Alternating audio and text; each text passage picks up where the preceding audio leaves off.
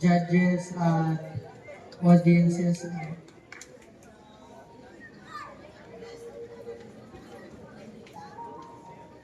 Malaya. Isang salita na hanggang ngayon ay dahil pa rin ang aking pagluluha.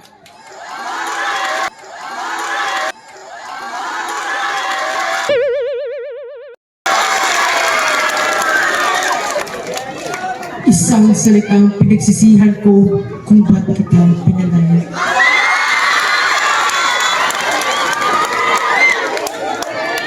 Pero suko na ba?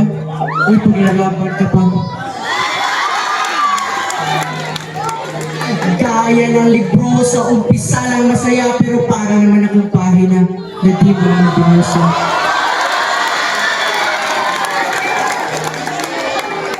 O kasi yung parte ng libro na di mo nais mabasa, kasi hindi ako kaya yun.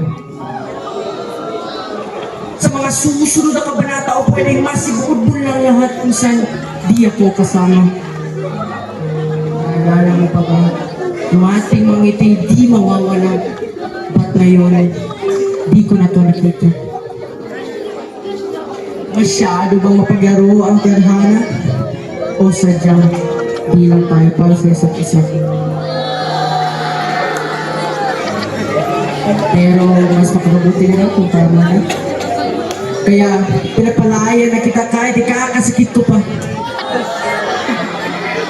Pero nung nakita kita na may kasamang ibabakas sa iyong mukha na ikay masaya, anong meron sa kanya wala sa akin?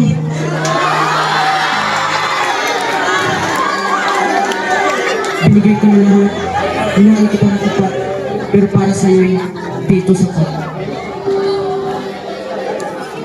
Kung napatid mo lang, ilang araw, buwan, taon, totoo, pinapasan, bakit di pa rin kita malimutan? Nagsisihan ko kung ba't kita pinalaya. Dito sa puso ko, ikaw pa rin ang laman. Akala ko, tayo na talaga. Pero, pinaglaan mo pala. Tagapin ko na siguro na di na talaga tayo. Wala tayo. Paalam, mahal ko, Carmela.